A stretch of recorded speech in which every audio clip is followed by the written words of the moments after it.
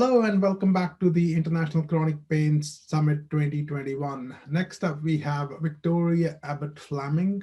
Victoria qualified as a non-practicing barrister in 2003. She suffered what seemed like a simple accident at work, but then was eventually diagnosed as CRPS and led to a journey through chronic pain and multiple amputations that left her confined to a wheelchair and unable to use prosthetics as a result of the CRPS remaining in her stumps. As the founder and chair of the CRPS charity in UK, Burning Nights CRPS Support, she focuses on representing patients with complex regional pain syndrome and their families by educating healthcare professionals and the public about the condition. Victoria also regularly contributes to public speaking events as well as conferences and educational programs in the medical and legal arenas. Her charity has been recognized for their contribution and have been awarded the Charity of the Year 2016 and 18, as well as the Vigo Health Award for the Best Team Performance 2019. For Victoria's contribution to CRPS, she has also been awarded the Inspirational Woman of the Year Award 2016 by the Aspire magazine. It's a pleasure to have a conversation with Victoria and understand her journey, how she has taken control over her pain, and she's able to inspire and motivate so many people suffering with chronic regional pain syndrome.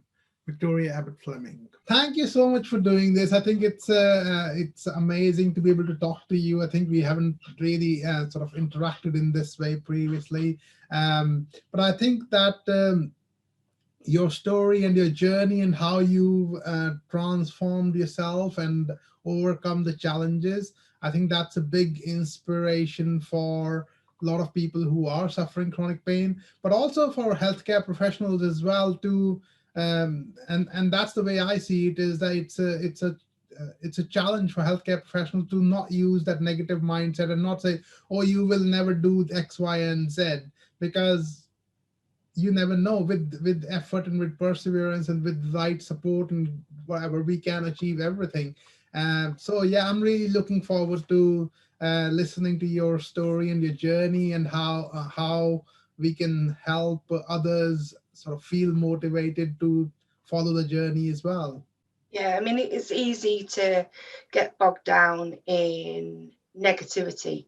You know, you hear it all the time and you hear, oh, it's in your head, or no, it can't be that bad, and you think, really, you just don't get it, and it's that point, and it is so easy to get bogged down with comments like that, and oh, you'll never do that again, or because you do hear it, and it's sometimes, I always think for HCPs, they've got to choose the words more carefully and how they come across, and the amount of the physios I've seen over the years, and only a couple have actually stuck in my head, and it's because of what they've done or how they've spoken.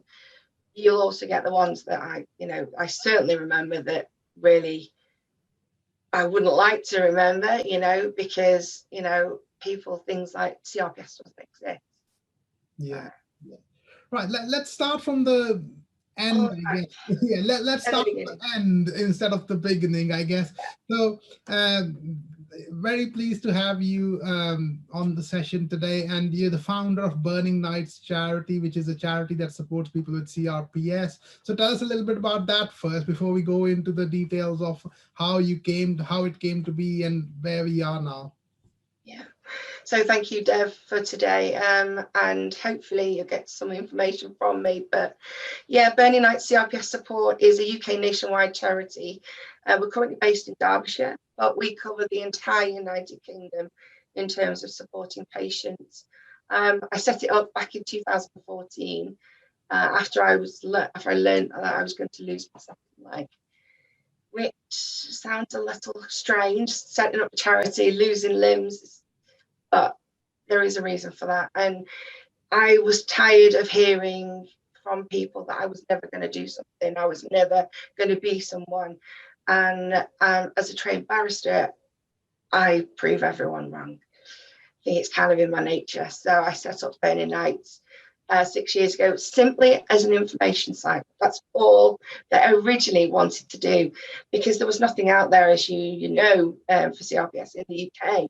There was information for USA and Australia, but not the UK, and that's what I was wanting to change.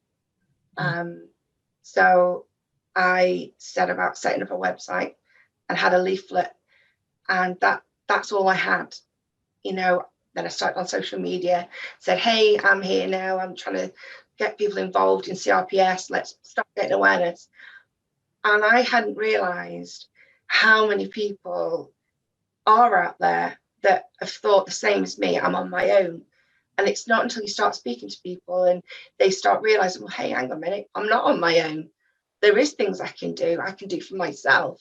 And that conversation in the early days was what drove me, you know. And it didn't take long for it to completely explode into a case of, I need volunteers, help, I can't do this all on my own. And I was just putting out information, the latest information that I could find about living in chronic pain, but also obviously about CRPS. And that's where it started. And I haven't looked back, I don't think. It's hard work, trust me, it's hard work, but I love what I do. And it makes it worthwhile when you hear from patients. I wouldn't be here if it wasn't for the support that we got from your charity, you know, and all our volunteers say the same sorts of things. And I'm glad that we're there for patients. It can be a lonely journey. Yeah. But that's what we want to change. Sure.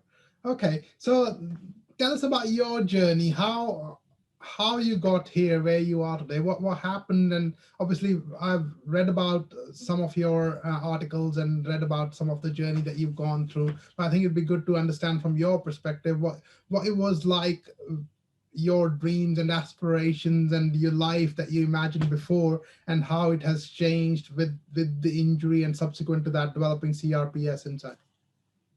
So the early days, I was a trained barrister, so I was only 23, just qualified as a barrister, being called to the bar. As a woman, it's an achievement in itself, even today. But as a woman, and I was the first of the family to do anything like that. And I was proud of myself, you know, but I knew at 22 it was going to be difficult getting the jobs that I needed because of life experience. So I decided to try and get into the law a different way, so get that experience. So I started becoming a teacher. I lectured in law for 16 to 18 year olds, so A levels, and also degree. So complete range of mix of abilities, and that was life. Unfortunately, I moved jobs and ended up at a sixth form college, which was fine, nothing wrong with that. Although teaching kids the law is not always the best thing to do in the world. Getting them to understand the mens rea, and it's like staring at you completely blank, but there you go. So I finished work, it was November 17th, I finished work, same day, probably like today, is raining, cold, freezing. And I got to the second flight of stairs and I could see they were dirty, and there was a glisten on them. And I knew I had to be careful. I knew that. Hand on the banister. And all I remember, even today, was the last 3 stairs and the floor coming up extremely fast. I knew instantly that I was saving my face, I think. I don't know why. But I put my hands out and tried to stop me from hitting the floor. I obviously didn't, but I stood up and it was the pain, the intense burning, stabbing that was unreal. And I was used to injuries. I used to be an ice skater way back in the day, and it was a case of, I've never had like injury like this. Whoa, what have I done? Thing was, I was more concerned with the student behind me, 16-year-old. Thank goodness we didn't have Facebook back then. Yes, pre-Facebook days, thank you. And it was a good job, but I was so concerned about what's going to happen, about Miss falling down the stairs. Oh, look, ha ha. That was what was in my head, rather than what have I done to myself? Got to the car, and by the time I'd literally walked less than 100 meters, not even that, the leg had literally tripled in size instantly and had a big dent in the middle. I didn't know what I'd done. I just wanted to get home. Got home, and it was a case of my husband saying, "Oh no, that's not right. Something's not right." And he's ex-army, so he's used to injuries, things like that. And he said, "No, we need to get to the hospital." So hospital after hospital, and just as probably every other CRPS patient is concerned, they saw multiple doctors, and I saw 39 in the end. Wow. Private and NHS, trying to find an answer. Nobody had an answer. I had everything from it's compartmental syndrome, you need a fasciotomy, you've got Achilles tendon rupture, you've got fracture that we just can't see, and nobody would tell me why I was in so much pain. And it never left me. And even now, even today, I still have it. I've never got rid of it. And it, you know, it's never gone away. I've just learned to mask it a lot. But it was number 40, and it was pain clinic. And and as soon as I hobbled in with my crutches, the doctor just said, "Yeah, I know what this is." And all he got was a blunt needle and a tissue. And I have never screamed so much in my life. That just that touch of the paper from the tissue, the lightest touch, and that's never left me. Obviously, I've learnt my own way to deal with it over the years. But back then, it's a case of what is going on. And he'd said, "Oh, you've got CRPS, complex regional pain syndrome. Don't worry, we'll fix it. You'll be all right." And I just think, you know, well, okay. I remember thinking, well, what is it? I'd never heard of it. And I think pretty much 99% of patients who get diagnosed with CRPS have never heard of it. And unfortunately, a lot of HCPs, healthcare, don't quite understand what CRPS is. But there we go. So we went through the rounds of physiotherapy, occupational therapy, blocks. I even had a spinal cord stimulator implanted at one point on a private basis because the NHS wouldn't do it, but it failed, unfortunately. So, but yeah, I was hoping in the early days that I was going to get back to work. I wanted to get back to work without fail.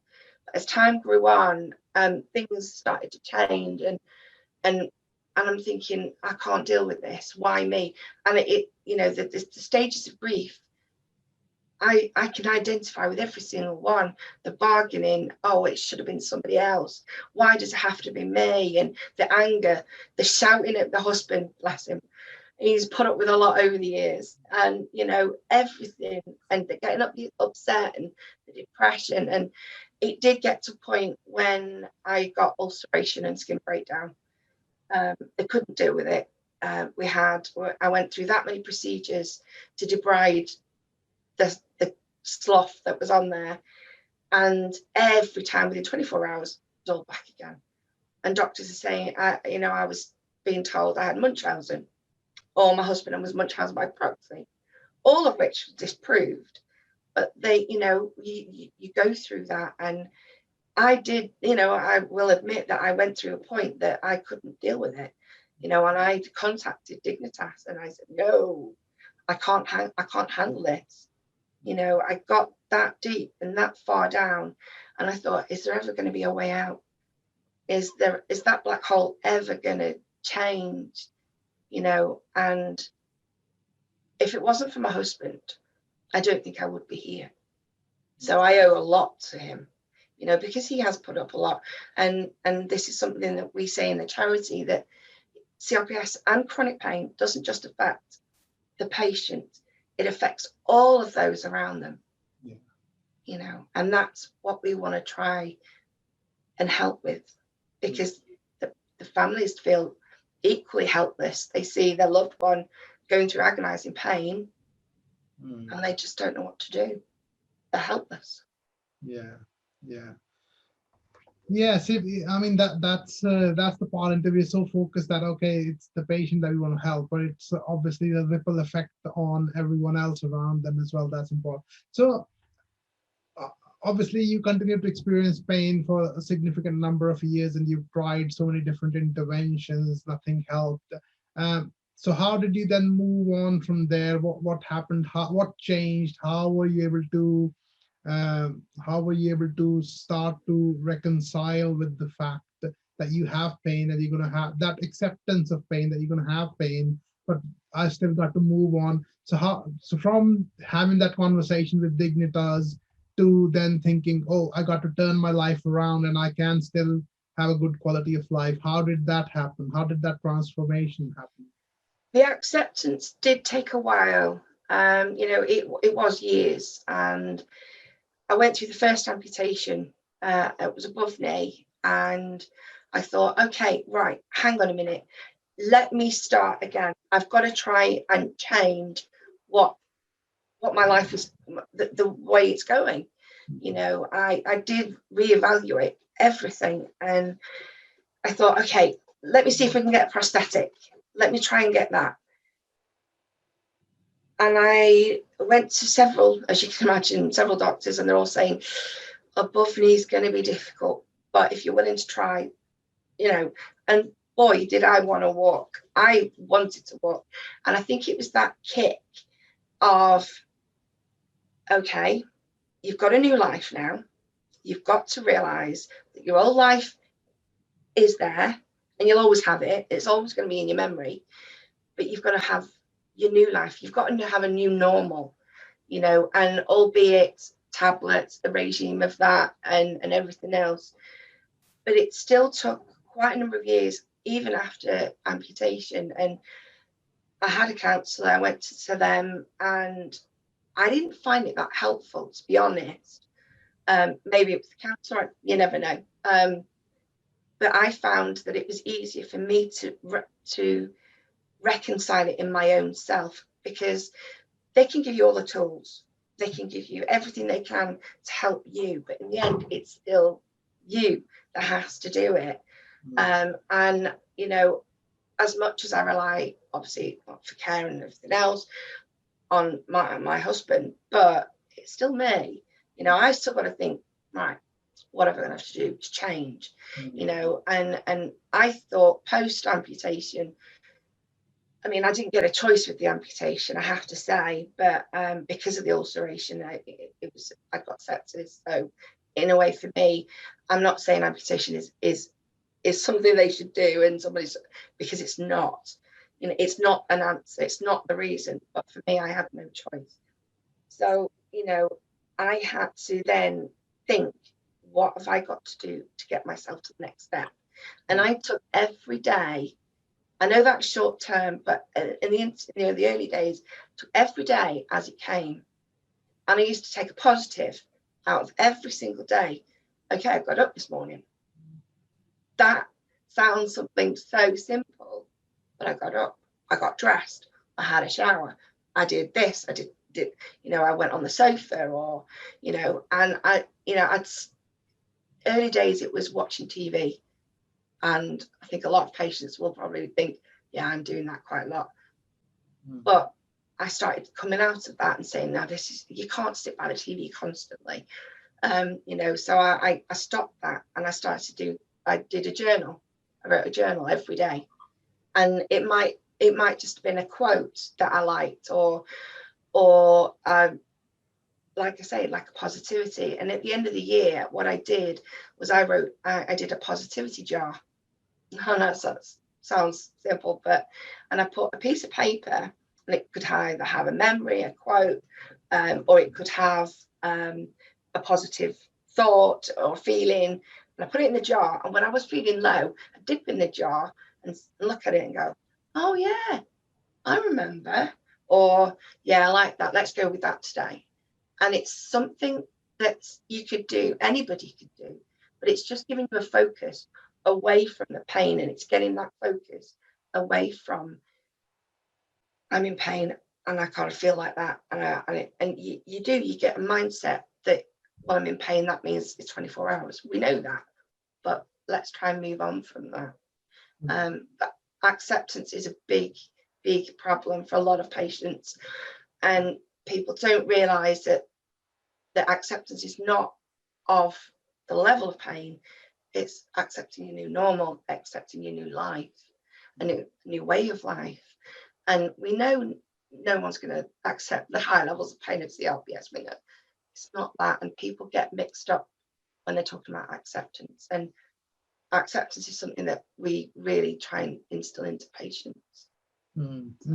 Very interesting. I'm just going to take you back to that point that you made about the counselor, and you didn't find it really helpful. So on reflection, I guess, what did the counselor do, or what did what did they not do, which you found that wasn't very helpful, or what could have they done differently for you to feel that would have been of use, or that would supported you a lot more than what it did at that point of time? Yeah, I think I went in with so many expectations, or they were so high, that I thought they were going to help, and they were going to, I don't know, maybe I had this thought, it's going to cure me. You know, psychologically, it's going to cure me. And when it wasn't, it was like, hang on a minute, that's quite right. You know, I used to go in and I used to dread it, because I used to think, oh God, she's going to make me cry. And every session, I came out feeling worse than I went in, because she used to drag up things from the accident, and I used to say, I don't want to think about that. I want to move on from that, you know, and it was always bringing it back. And I understand EMDR and CBT and using that trauma to turn it into a positive. But back then it was too much, I think.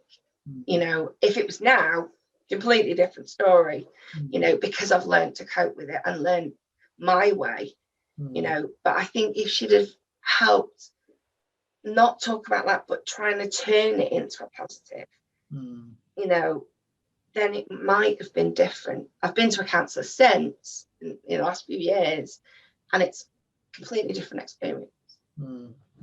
Okay, yeah. So you mentioned that obviously you use your positivity. So just taking positive out of every day, thinking of basic things like I got up, I got dressed, and those kind of things, and just trying to find positives in everything that you did, and maintaining a journal. What other tools or strategies, or what other things that you've used over the years that you found useful in helping you cope with pain better?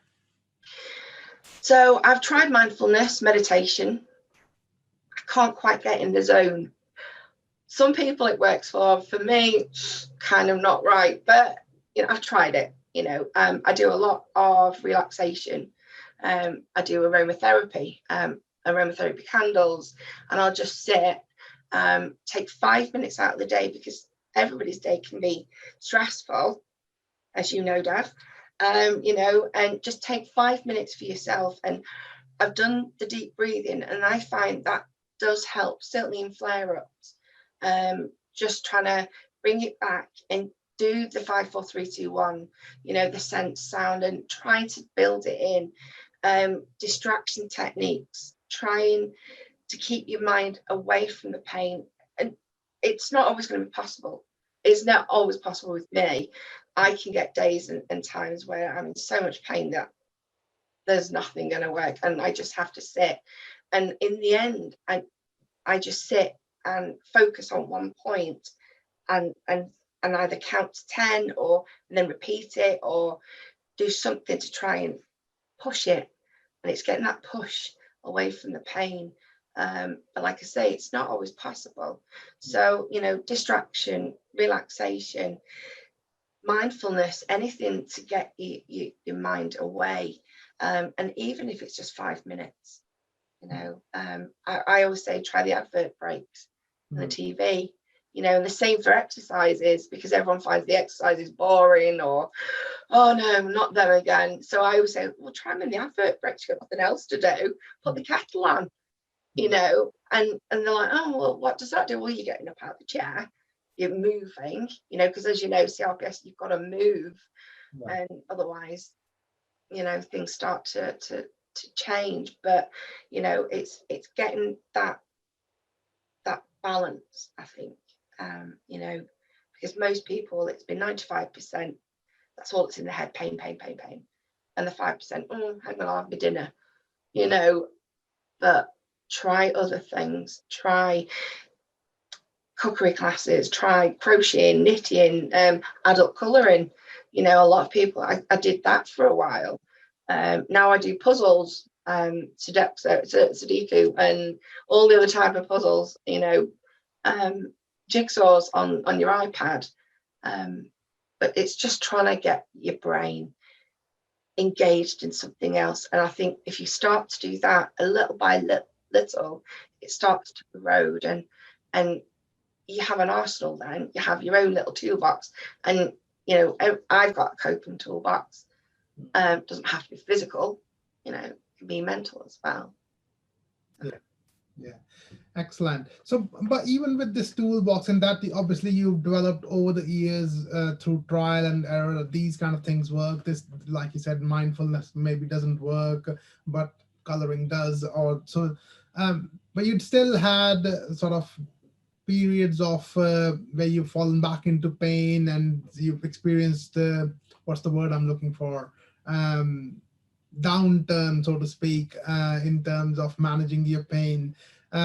How is that experience like, and how did you cope with that? I get quite a few a year of these down times, and if you want to call it like the flare-ups where nothing is going to work.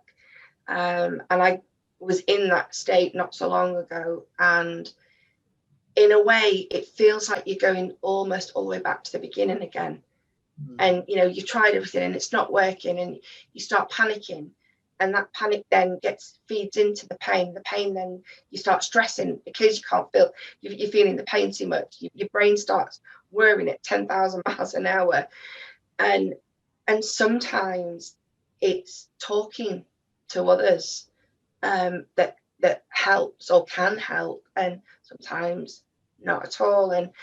And this last one was a really bad one after surgery, and I thought, oh no, we're back to square one. Have I actually done anything in 17 years? And then I thought, hang on a minute, what have I done in 17 years of pain? What have I achieved in 17 years of pain? And the first thing was I've managed to control it my way.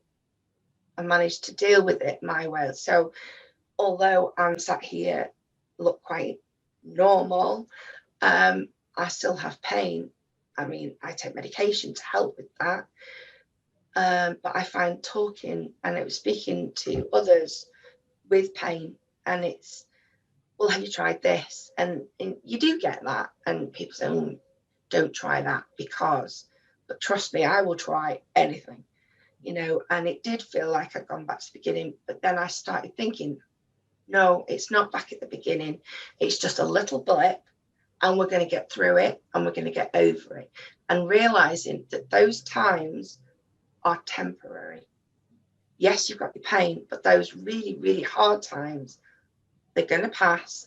And it's getting that into your head, because it's very, very easy to sit there and think, oh, it's never going to go. It's never going to go. And you have it running through your mind that it is not going to go. Then it feeds into the stress, pain cycle, your sleep goes and everything else. So it's knowing that it's going to pass, because it's easy to forget. It's easy to forget that it's going to go away and it's going to be temporary this time. And I admit that I did think, oh no, here we go again. It's back to the beginning, back to the pain that I can't control, I can't deal with. And it only took somebody else to say, yeah, but you're going to get through this. And that's the support network, having a support network, whether it's family, friends, it doesn't matter. People in pain, people without pain, and it's having that support network that is absolutely crucial. But if they don't have a support network, that's where we come in. Excellent. So you mentioned a couple of points there I want to pick up on. One, you mentioned sleep, and obviously the support network as well.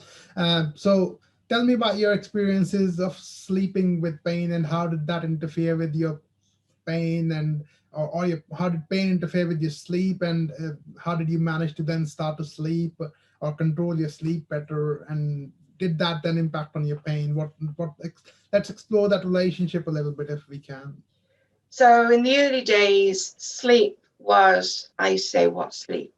I've never heard of sleep, because you think you don't, and the amount of pain that certainly CRPS, but any chronic pain, it does impact on that. And we do know patients that have no problem in sleeping, and I used to think, oh my goodness, how do you manage that? And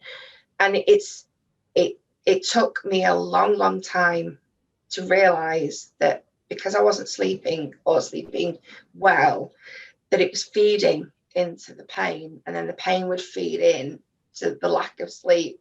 And it's a massive cycle, and it is a vicious circle. It is, and I got some sleep techniques from it was from an OT actually, and she said, try and go to bed at the same time every day, get up at the same time every day, even on weekends, have some sort of ritual at night, your nighttime routine to make, and don't stay in bed if you can't sleep, which is difficult if you rely on other people to get in and out of bed, which I would have trouble now, but back in the day, I could get up and down when I wanted, but and I remember sitting there and saying to this OT, do you actually know anything about chronic pain? And she said, well, actually, yes, I do. And it shocked me. It really did. And she said, I've got arthritis. And I felt so embarrassed then, because I'd shouted at her like as if she knew nothing. And there she was in chronic pain. She said, trust me, I know all about this. And it was realizing that there are other people out there that have this trouble. But it used to be half an hour, and it was so light, the sleep. And even now on rough days, I do go into that, it's light sleep, and then I'm up again. But I always make sure my iPad's in bed, which I know is against proper rules, the blue light. I know that. Trust me, I know.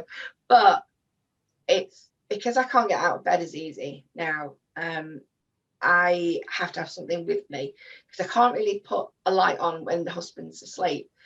It's that really annoying. But so I have it to do puzzles on. So I don't do work on it, I promise. But I have it to do puzzles on, and I know it's against rules, but for me it works. Yeah. For others it doesn't. But in the early days, the sleep was horrendous, and I would only get sleep if I was on big doses of drugs like Zopicone. And I thought, I don't want to rely on drugs for sleeping. So I tried the things that this OT had said, and I added my own things to it, like a bit of aromatherapy just before bed with a bit of lavender oil, put a bit of lavender on my pillow to try and relax me. I put music in my ears. So I've got the baby bed headphones, to crush them on bed, but it just allows me that time to listen, and I try and focus on the songs in my my ears, and eventually I do try and get to sleep, but like I say, it's not always possible. It's not always the best sleep. I have to admit, my sleep is still problematic, but I'm a lot better than I used to be. A lot better.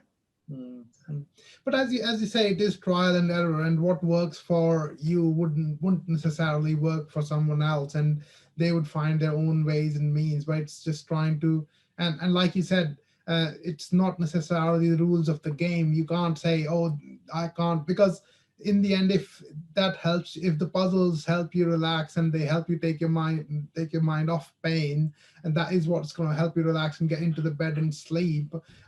So even though the rules say yes, the blue light is not good for your health and such, that's fine. But if it works for you, then you got to try and figure out what works for you. And that's what I think what we find as well is that as you said, you can create a toolbox and you can create a whole host of different strategies, and that might work at some point. One might work at another point. It's just picking the right things at the right time. Completely get that. So let's talk about CRPS a little bit more, I guess. You talk to a lot of patients with CRPS through the charity, through Burning Nights, and so what are the challenges that people with CRPS experience? What are the challenges they experience most? I guess from a healthcare professional perspective, but also from personal and societal perspective as well. The main one, to be honest, is trying to get to be believed. I know by now that shouldn't be an issue, but it is. From a societal point of view, certainly, because we look fairly okay. You don't look sick, comment, but also from a healthcare point of view, we still get doctors as well and OTs and other healthcare saying, never heard of CRPS, what is it? I did one this morning, a session this morning for OTs, never heard of it, and that's scary. And this is what patients face all the time. Access to clinics, access to psychological support. We always stress about psychological support, and we do feel that it's so important, but getting the right psychological support, not like I got, getting that right psych support where they understand chronic pain, because when they understand chronic pain, it's a completely different story, but getting access to pain clinics is a big one. It's something that patients always talk about. Understanding their own condition is another one. Getting their friends and family to understand what CRPS is, that's another big one. And it is getting them to, because I had it in my family in the early days. The healing had got, everything had healed. There's no bruising, but I was still crying in pain and still screeching out and things like that. And they were like, but you should be better. Why aren't you better?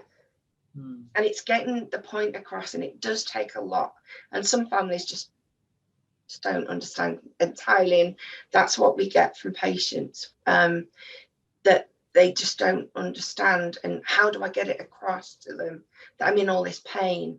Employers and employment is a big problem. Getting them to realize for the disability side, and because you can't often see it, it's, well, what do you need? Why do you need that? And that's again another tough conversation to have. A lot of patients are no longer employed. Some are. It just depends on their CRPS. But for many, it's knowing that there's somebody out there is a big one. And we always hear the same thing. Do you know, I've never spoken to another CRPS patient ever. And our reply is usually, well, you're speaking to one now. And it's almost like the weight has been lifted off the shoulders. And their voice changes, the reactions change. Because at the beginning it's, well, you don't understand.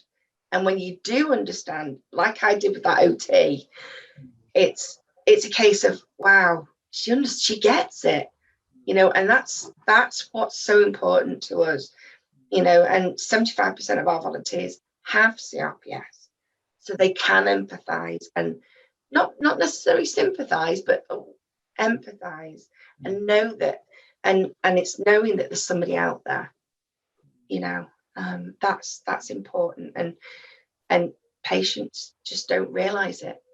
And I just wish that one day, pain clinics and healthcare realize there is support out there for these patients, and say, yeah, okay, for instance, Burning Nights is there, and it's just getting that across, that we can help. We can't cure them, they can't cure it, we don't offer any diagnostic advice or any specific treatment advice. We tell them what is out there and what the guidelines say, you can't do anything else because we're not medically trained. But we don't need to be, in a way, because a lot of them just want to talk, Yeah. you know, and you're still here. I got told it, you know, my doctor told me it's in my head. My doctor said this. He said it's psychological, and we still hear that, and it's quite sad to hear. Yeah, I think that's a big point, really, and that comes across in my practice quite a lot as well. Is that we feel that patients they don't feel listened to, or the validation of the pain is probably the biggest thing that we as healthcare professionals can do. Acknowledging that yes, you have pain, and we understand your pain, and we can support you in your pain, and yes, there's no magic bullet, and there's no magic cure for it. We can't cure it, and maybe setting the expectations right at the start would probably be helpful as well. Because as I said, I think that there are, especially early on in when people start to experience pain, there is still that feeling of, oh, I can find some solution, I can find some therapy, find some cure, find some injection, something that will just take the pain away completely. But I think it's coming to that realization that, okay, it's probably not gonna, there's no magic bullet that's gonna work, there's no magic pill that's gonna work and just take it away completely. You're gonna have to work to overcome the challenges of pain. So completely empathize with that. In terms of peer support, I think that's probably something else that I'd like to talk about. Obviously, there's a lot of focus on peer support now. There's a lot of focus on, like you say, it provides that validation that yes, there's someone else who's been through that process, who's been through that journey, and they if they are able to control their pain, then possibly I can as well. That sort of gives that motivation. What is your experience of what kind of support works best for people who are maybe right at the start of their journey with chronic pain? Certainly in the early days, I wished I could talk to someone on the phone, you know, when there was nothing. And now because we have such a range of options for people. So we've got the support helpline that works for people who don't want to be seen on camera, or the early stages where they just want to have literally a one-on-one. For others, support groups. So we have online support groups, and since coronavirus, since April, we've had regular online support groups.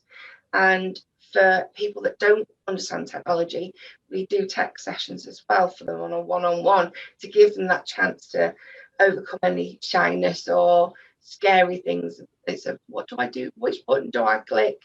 And you know, but then we've got the live chat, which works for others because they don't like speaking to people on the phone, you know, or, you know, some people phone us because they're dyslexic and they don't want it to show or to come across. So they've got the shyness. So that's why we have so many different options, is because each person at the different parts of their journey will want something different. You know, early stages, people don't want to be on support groups because they don't want to listen to anything negative, or they don't want to listen to anything that's too scary. So they prefer the phone. So it just depends what stage they're at. But that is the reason why we have so much peer support. You know, we have an annual conference every year, which works great because we bring in the healthcare, we bring in doctors, OTs, physios, you know, anyone that has anything to do with CRPS, we'll bring in, you know, and that work, because it's educational as well as meeting other people. It works great in twofold, you know, because they've got that chance to physically, when we can do post coronavirus, to physically meet with other people and say, oh, I've got this, does this work for you? Or, you know, oh, I've never met anyone with CRPS. But it also helps the families as well, because we obviously invite those as well, you know. So that is why we have so much and so many different services, because each person, like we said, each person is an individual, and we want to be able to cater for everyone, whether they're immediately post-diagnosis or unsure of diagnosis, right through to someone like me at 17 years plus. Mm. So what does a typical journey look like? Do people stick around and sort of visit you often and go to the support groups for a period of time, or would there be others who just come in for one-off information and they'll just... Most of the people that do the support groups will come on a monthly basis. We get very few that just come on a one-off. If we have had one-offs, they've usually then gone on the phone and said, oh, it wasn't for me, I was too frightened, or I didn't want to speak to others, and they've used the phone instead. We get a lot of people that are very worried and very anxious about their treatment or an upcoming operation or something, and they will literally phone every day. 5 days a week they will phone, and then email over the weekend, almost like they need that support there without fail.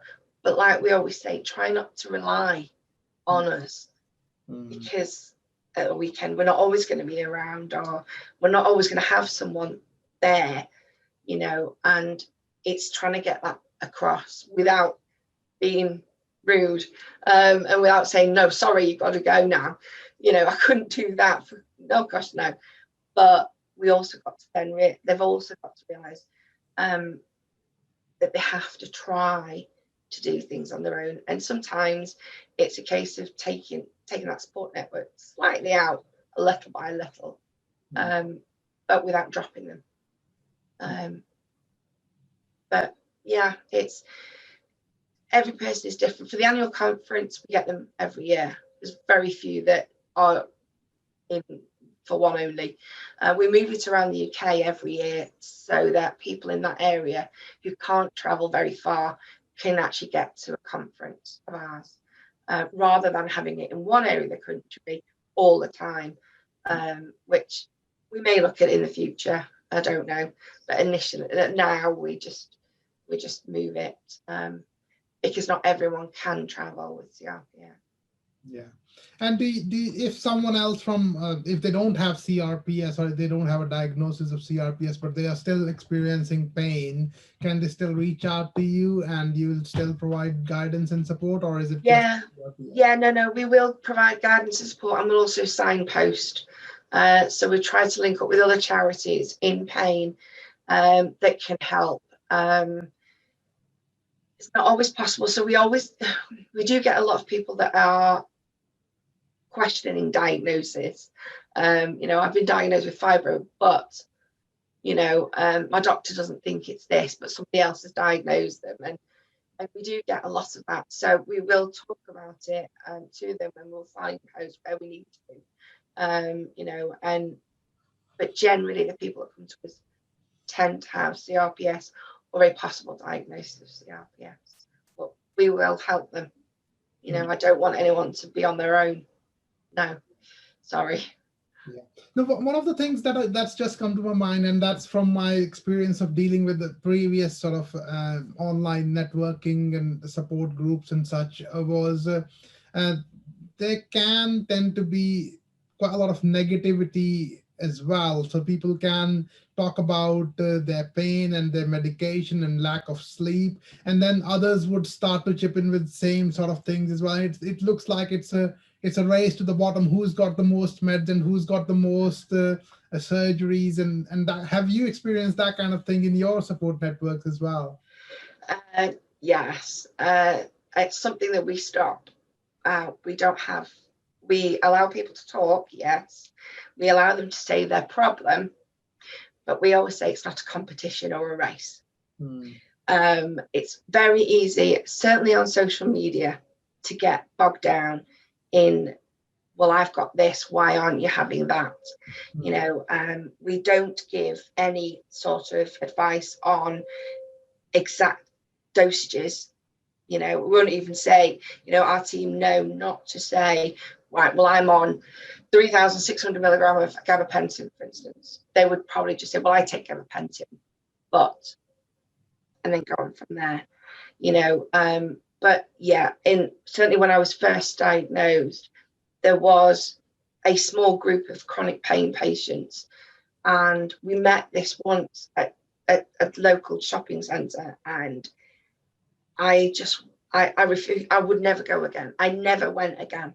After that once, it was a case of, I've had this many surgeries, my CRPS or my chronic pain is this part of my body. Oh, I feel terrible. And trust me, you do. You want to talk about it. You want to get your point across, you know. But our support groups, we will obviously, like, we will listen to people and say, well, you know, if they've got a sleep problem, for instance, you know, we will ask questions. We'll bring in topics. We'll bring in speakers. So they've got something more to focus on, you know. They can ask questions by all means. We don't stop that. But what we do stop is I've had this, you should have that, or I've had 25 surgeries, you've had 30. Trust me, you get it. You get it a lot on Facebook. Which, yeah, we don't have a Facebook closed group for that reason. That's why we don't have it. Yeah, the group that I'm talking about is on Facebook, and yeah, they've got about, I don't know, 60, 70,000 people in that group, and it's like, oh my God. Yeah, it can be scary. And when you're first diagnosed, people that, you know, you get told, don't go Googling it. Well, you might as well say, don't get up tomorrow, because you're going to Google it. You're going to go on Facebook if you're on Facebook. And you're right, there are so many groups out there, and that is, you know, we've got our forum and we've got rules for that, and that is the reason why we don't have a closed group, because it can turn into nasty spats and arguments and who's right and who's wrong, and no, it's not productive. It's not going to help, and it's, you know, if you're newly diagnosed, that's the last thing you want to see. Yeah. Okay, right. Let's come back to positivity, I think, again.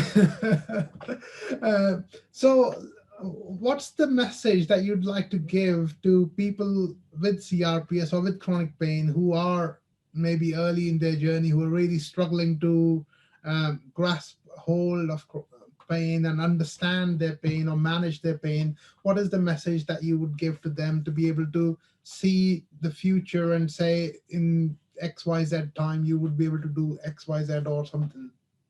First one is, you're not on your own. You're not.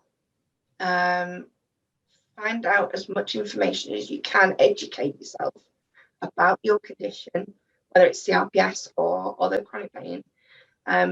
Learn about it. Learn what treatments there are on offer, and be, you know, you've got to educate yourself, because if you don't, you can easily start in the road of, well, nothing's going to work. You know, ask for things, you know, speak to your doctor and say, I've looked at this, will this work? You know, go into things with your questions and your answers and what you want from your appointment. But realizing and being your own advocate is so important, and realizing you've got a new life now. It's difficult to accept, I know. You've got a new life, a new norm, and like I say, find something positive. Find one tiny thing. It doesn't have to be big. I made a dinner, like I said, I got up. Make that one thing and think, right, I've achieved something today. And make it about an achievement. It doesn't have to be huge goals. And you know, you've done your physio exercises during the coronation advert breaks. You know, make something and be your own advocate, and know you're not on your own. They're the main messages, I think. Excellent. No, that's very valuable, and that's very positive, certainly.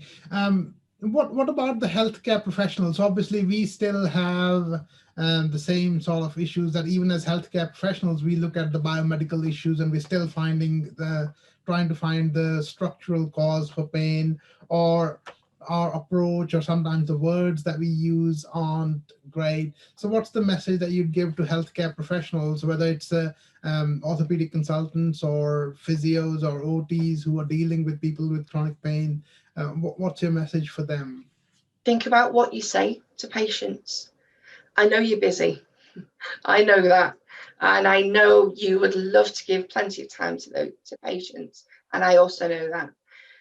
But think about what you say to patients, because words can hurt people. And you might not mean it. You might not think you mean it. But in pain, you will automatically, certainly early on, I kept thinking, I was very sensitive about what people were saying to me. Even though they were probably right, I think they were attacking me in a way. And, to try and think what you say. If you can spare that extra 5 minutes, if you can, give them that extra 5 minutes to cry or to not dismiss the pain. Listen to what they say. So, if they say, "Well, I've not been sleeping well," give them a couple of tips like that OT did to me. Find out if you can. If you don't know the condition, try and find out. Speak to organisations, speak to your bosses and say, "Hang on a minute, I need to know about this. Go on CPD." And just be careful with how you deal with patients. In your very quick time, I know you have, you've got things to do. You've got to get through them. You've got to get them quick, certainly on NHS. And I know that. But we are people at the end of the day. They're just like you. We are people, and words can hurt. And if you can spare that extra couple of minutes, and if you can say something like, "I believe you. I understand what you're going through. I can't tell you exactly how it feels, but I can understand." If somebody had said that to me, I'd be like, "Whoa, wow, he really cares, or she really cares. They really care. They actually care. They actually want to know about me," and that makes a difference. And you believe them. Tell them that. Tell them. It's not going to hurt them, but tell them, "Yeah, I understand. I believe what you're going through. And it must be bad, or it must be terrible, but we want to work together. Make a plan together. Make that plan. Don't do your treatment plan without them, because I know that happens sometimes. Try and involve the patient if you can, or where you can. And I wish I'd have been involved in the early days with my care a lot more than I am, a lot more than I was, I should say. If I'd have been a lot, I think I would have been in a different place now. I'd have been sooner. I'd have reached acceptance. But hey ho, that's life. Excellent. Yeah, thank you so much, Victoria. I think those are really words of wisdom, I guess, in terms of being able to take that on board and listen to our patients and being able to just acknowledge their pain and accept that, yes, you have pain and we understand that you have pain and you're in a difficult situation. That would be wonderful. Thank you so much. Again, it's been amazing talking to you. It's been amazing, and I'm sure we can carry on talking. There's lots of things that I want to talk about, but I've held myself back. Okay, let's not go there today. But I'm sure we can do that at some other time. But again, once again, thank you so much for coming on to the summit and sharing your experiencing. And I know from myself and talking to other people as well that Burning Nights is doing an amazing job in raising awareness about CRPS, but also providing the support that people need for CRPS as well. And I think there needs to be a lot more collaboration between healthcare providers and charities like yourselves and patient support groups to make sure that we are able to together co-create and co-produce that support that is needed for people to be able to manage and cope with pain better. Yeah, we're on the grassroots, shall we say, and we're at the sharp end, and we're there for anyone that needs to get hold of us. But thank you to you as well for creating such an amazing summit, and I'm pretty sure it'll be an amazing year once again. Thank you so much, Victoria.